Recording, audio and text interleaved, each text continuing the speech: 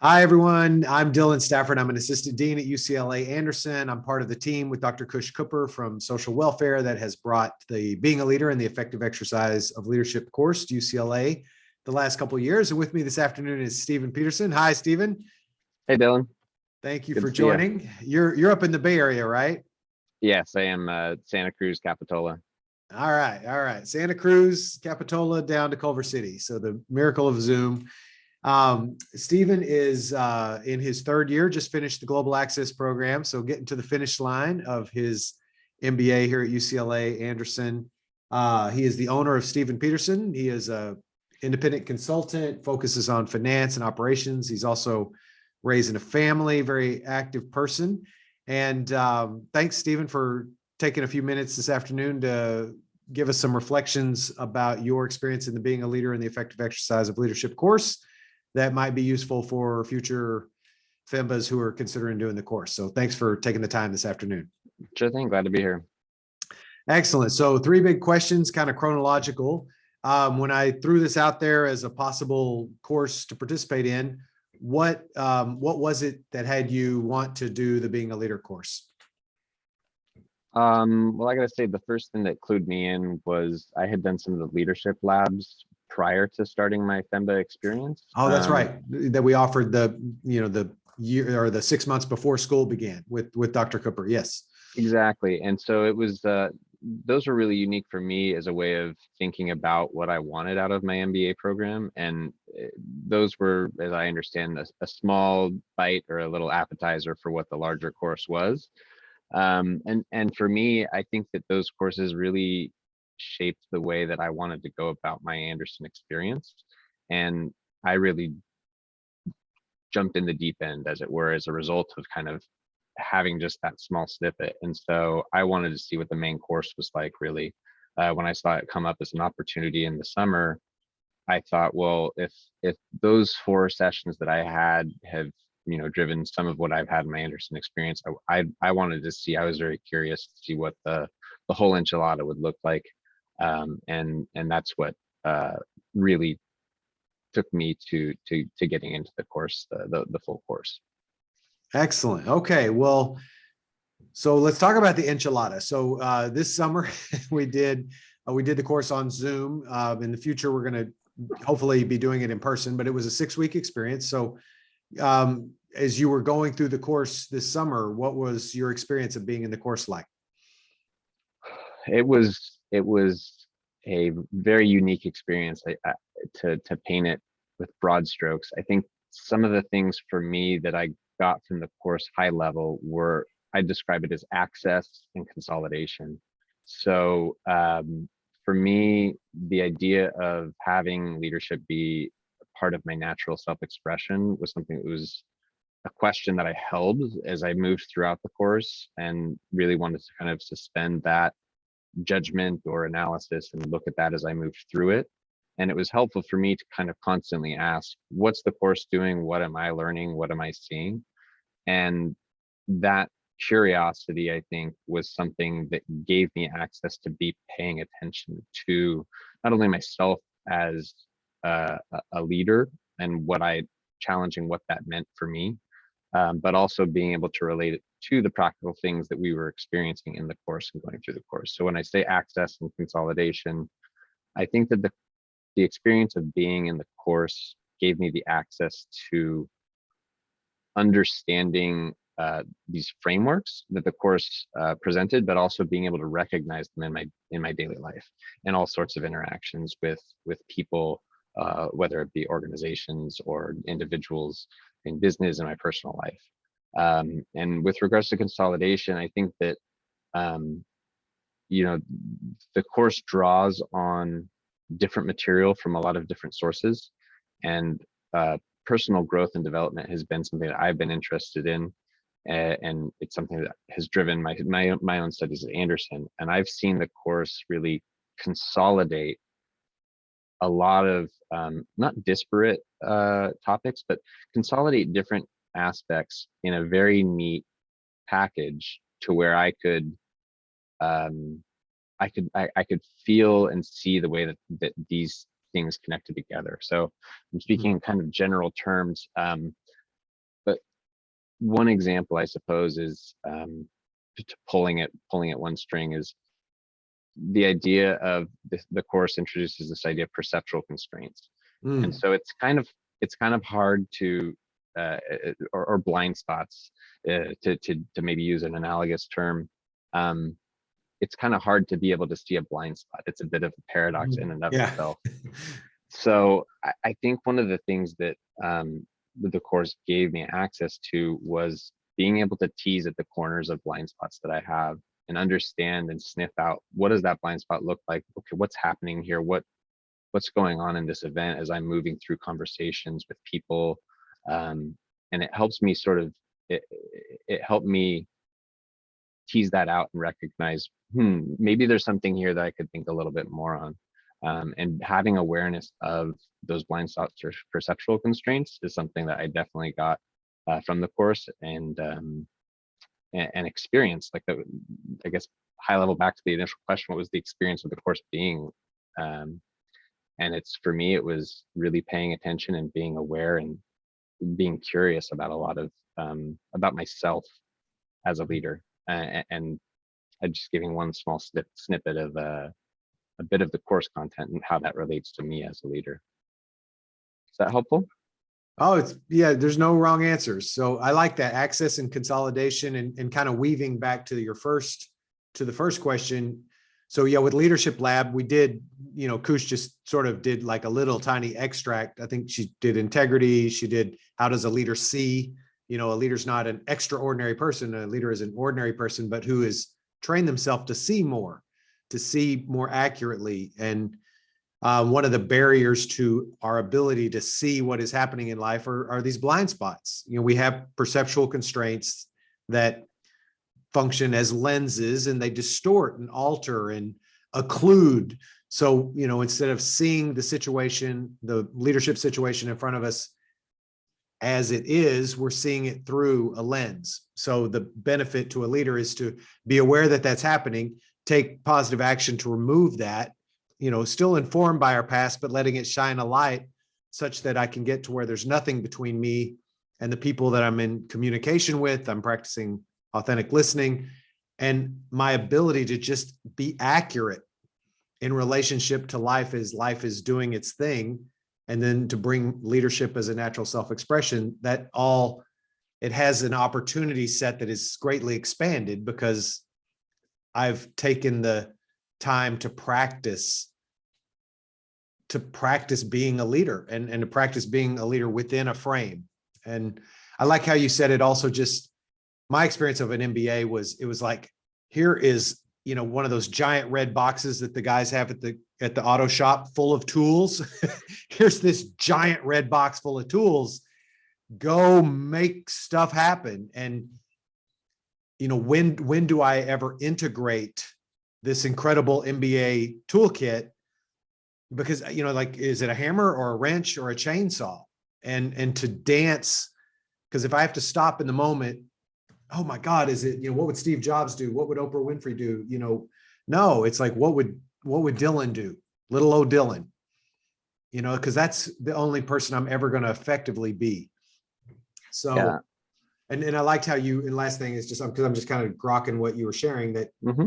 You came into your MBA like, I want to challenge myself. That's not the word you used a different verb, but, like, I want this graduate experience to impact me in some manner.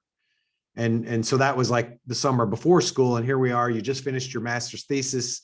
You're, now you're coming around the final bend of this odyssey, this 3-year odyssey. And so this leadership course provided access, and it provided consolidation. So I'm just trying to kind of digest it. I think it's a great perspective on it. Yeah, sure. And, riffing off of some of the things that you were saying, I think part of the idea of consolidation is, the way I think of it, or using MBA jargon, is frameworks, right? Of integrity and authenticity. I think that those are things that, in a nutshell, those are valuable things that people aspire to. But I think that having a breakdown and a thorough explanation of how those are and how they interrelate again, was really helpful for me in that same idea of having access to be able to look at those and say, okay, well, what does this mean? What in this situation, am I speaking the way that I ought to in relation to these people or these things or my feelings, or am I addressing things properly? Am I working with integrity as I move through these projects that I'm on? Mhm. Am I being authentic about my inauthenticities too, right? And the two really go hand in hand really well. And that's something that I found a lot in the course that was very helpful in terms of this idea of consolidation, right? Like integrity and authenticity, before going through the course, I have an idea of what those are, but being able to work through those concepts in a more meaningful, tangible way with the course, I'm able to like crawl into them and wear them and feel what they're like as a code, you know, wearing those and seeing what happens when I practice them and inhabit them. So the course I think definitely gave me an opportunity to explore that for myself and what they meant for me. Oh, that's great. Yeah, and just for people, considering the course, there's three big pieces to the course. There's a foundation. Integrity and authenticity are two of the four foundational factors of the course. Then there's a contextual framework, and then there is the third of the course is removing these perceptual constraints, both physical perceptual constraints and ontological perceptual constraints, blind spots, etc. And the one and only promise of the course is, be a good student, participate in the course, do the course the way it's designed.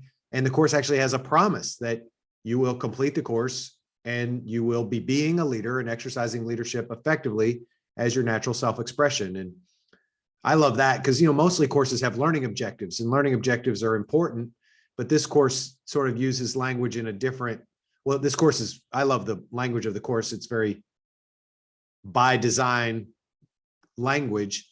And, and a promise is a different aim. A promise is a little bit like there's a little more at stake when I make a promise than when I have an objective. Objective, it's important, but a promise, that my word is now engaged. I'm saying that you can count on me at a whole other level.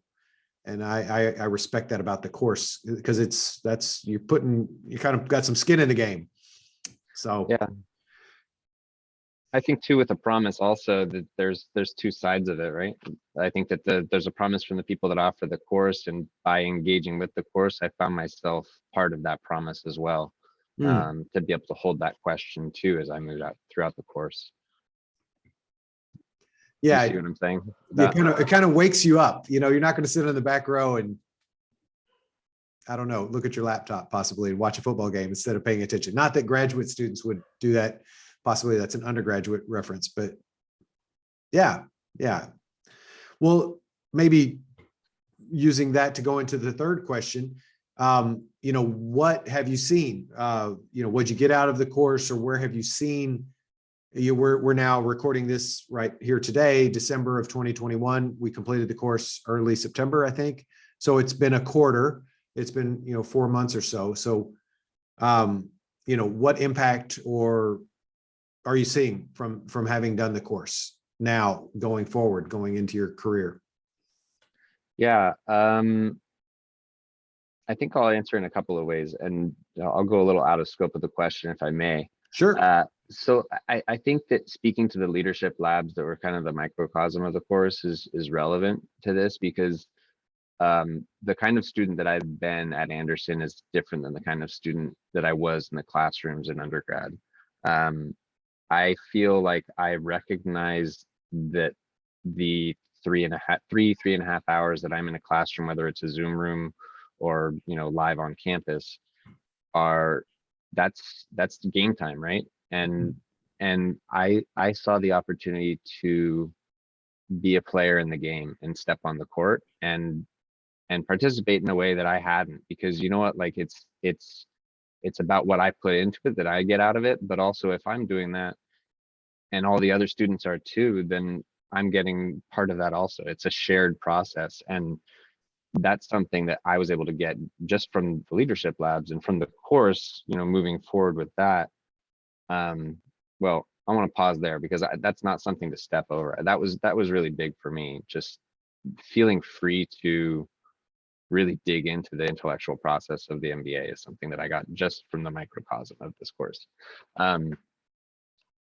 With regards to how I've been after the course, which was I think August, September, I've found myself, working on, so I've been through my master's thesis. In my master's thesis team, I know that there are moments when I would go through work with my master's thesis team that I would say, here's an opportunity for me to contribute as a leader. Whether it's small things like in our personal meetings amongst my group or with our client, to be able to step up and say, here's an opportunity for me to be here and exercise leadership. And so recognizing those opportunities is something that I could tease at the corner of it. Like I said, I was aware because of the course, and I was able to grab onto it and know that that was my role to step into as a result of my ability practicing recognizing what being a leader looks like for me. I think that additionally, I've been moving through advocacy on several different initiatives at Anderson that I've been kicking around for a while. I'm in my third year. I've learned a lot about a lot of different opportunities and resources and options that there are at Anderson. And I've been spearheading a couple of different movements, having conversations with faculty and admin that, had I looked at myself, 2.5 years ago, or even prior to this August course, because I wasn't advocating, I wasn't driving these initiatives in the way that I have been since taking this course. And it's really been a rapid accumulation of these conversations that I've had with stakeholders, decision makers, and I've been driving something new at Anderson.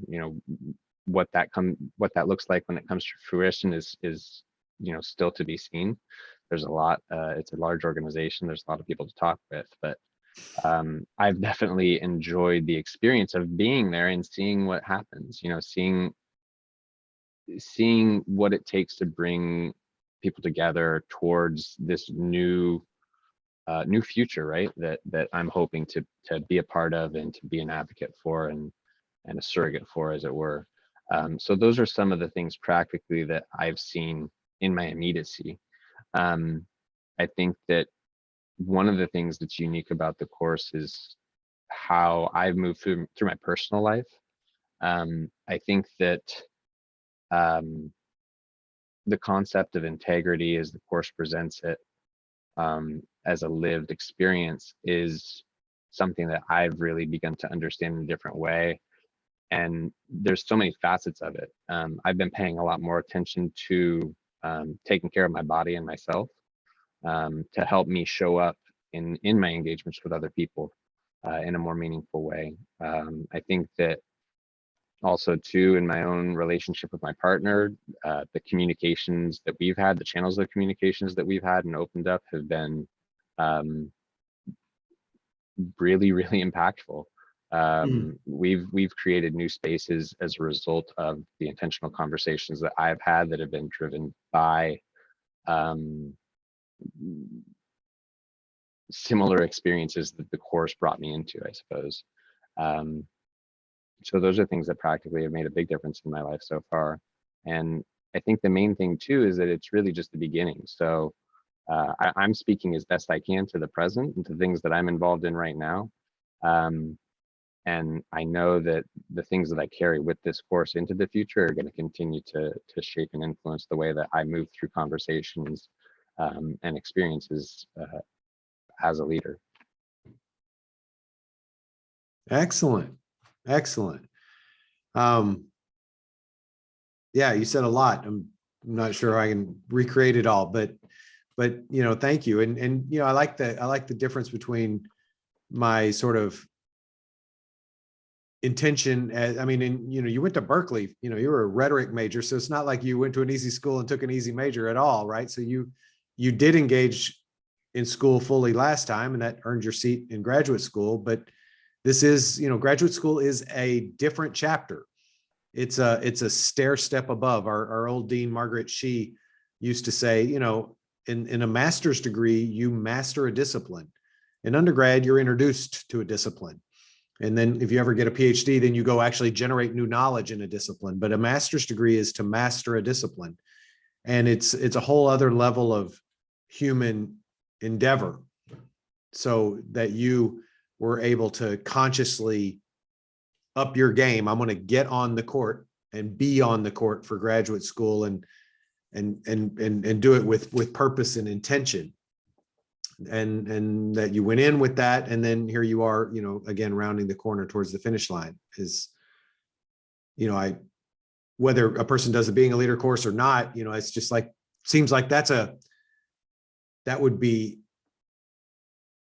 a better, I don't know about best, but that would be a better practice, right? Like take grad school. This is a gift I give myself. It's the gift of a challenge, right? It's one of those things. It's training for a marathon. It's one of those big things that you can opt into in life. You don't have to, but there's what's on the other side of a big challenge that is only experienced by putting my shoulder against that rock and pushing it up the hill on purpose, because I choose to do so. So, that's what I love about UCLA, is we have we're just a magnet for people who are willing to play that type of unreasonable game with their one and only wild and precious life. So, I love that this was part of contributing for you, for your graduate school chapter. Yeah. It certainly was. And has been formative in the same way as, like I said, yeah, the leadership labs were formative for me, and this course has been formative as well. I mean, the whole enchilada is a consolidated, like I said, consolidation and access is something that I don't think I had from the leadership labs. And so that's something that I really appreciated and see as a difference between the two. And then the right here, right now, like you shared two threads of it at school, actually seeing yourself advocating for upgrades and improvements around Anderson, reaching out to faculty, to admin, to really being in the course, we would use the term of art, cause in the matter, being cause in the matter. Like, I'm going to actually take action to advocate that the school I leave behind is as good or even better than the school that I stepped into when I was new. And then in the very, intense 6 months of the Global Access Program, who am I going to be? When can I bring leadership to bear? Because that's a 6-month team-based, complicated, multi-stakeholder, big deal experience. And even before we turned on the camera, you talked about, we were really over prepared at our final presentation 10 days ago. And like, that's a high level of participation, right? You want to know that you have that extra gear that you can go to when it's time to have the job interview, or make the request for financing, or ask people to be on your board of directors. Like, that's an executive level competency that you want to know when it's time, when it's money time. Like, I know how to comport myself as a business person, that I can, I love Hamilton. I want to be in the room. I want to be in the room where it happens. Right. And I'm not going to throw away my shot. I'm not throwing away my shot. Right. Like, I can bring leadership as is appropriate in a room of highly accomplished people. Right. And that was one of the things I loved about the course was, we think that, we have these ideas of what a leader is, the person who has all the knowledge, or the person with all the charisma. And many times being a good leader is being a good follower. Many times being a good leader is not saying anything, but listening in a way that elicits the best out of those around me, right? And being able to dance with leadership, free to be, free to act, unconstrained. Like, I have access to many, a human being has access to many, many different ways of being. And to be effective in life, to have a full opportunity set versus a kind of constrained and limited, what would Steve Jobs do? What would Oprah Winfrey do? It's like, I'm never going to be Steve Jobs as my natural self-expression. I could emulate some of his lovely traits. That's great. But at the end of the day, I gotta be me. Yeah, 100%. And I think that one of the things that you spoke to is like the ability to move through a business with a, I don't know if you use the exact term, but with executive presence. I think that the ability to think about how to involve other people in a way that brings them to action as well is something that I've seen, specifically with the Global Access Program and the master's thesis, specifically in my own life. I've found people showing up in ways that indicate that they've bought into the things that I'm also trying to accomplish. We have mutual interests, and they're demonstrating their participation in it in a way that, from conversations that I've had with these people, it wouldn't have been that way had I not spoken with them or suggested or been patient and listened and had their opportunities come in to figure out how we can both work together to get things done. Yeah, learning to look at the concerns of the relevant parties. Like that's part of the contribution, the gift has been to my growth as a leader, is like, I really do find myself using that phrase as I look, like, I think before I did the leadership course, I would have used the phrase like, what's in it for them? But there's something about, what are the concerns of the relevant parties that for me is a lot more impactful in opening my eyes and really asking, like, what do they need out of this? Not what do they want, but like there's actually something that another party needs for this thing to work, where everybody's concerns are addressed. I just feel like I would have been sort of like, I got a good idea, I'm gonna try to do it my way, and I hope it's beneficial to others. And that's fine, but it's more, I find results are much more substantive going through the exercise of asking, what are the concerns of the relevant parties here, Dylan? And nobody left out, right? Like, a leader is creating a creative future that wasn't going to happen otherwise, that fulfills the concerns of the relevant parties. Like, oh, okay. Exactly. It's like putting seats on a train for them. It's like, it's easier to get on a train if you know that there are seats on it. Yeah. Do I have a place here in this endeavor? Yeah. Excellent. Well, I'm stealing your time now. Any last thoughts, Stephen? Thank you so much for taking the time this afternoon to share your thoughts. Any last thoughts? I mean, it's cliche, but you'll get out of it what you put into it. And I'm really grateful that I put myself into it. Fantastic. I think we can be complete with that. Yeah. As a rhetorician from Berkeley, well said, very well said. and now an Anderson MBA on top of that. It's the 1-2 punch. All right, Stephen, thanks very much for taking the time this afternoon. I appreciate it. Have a good one. Cheers. Cheers.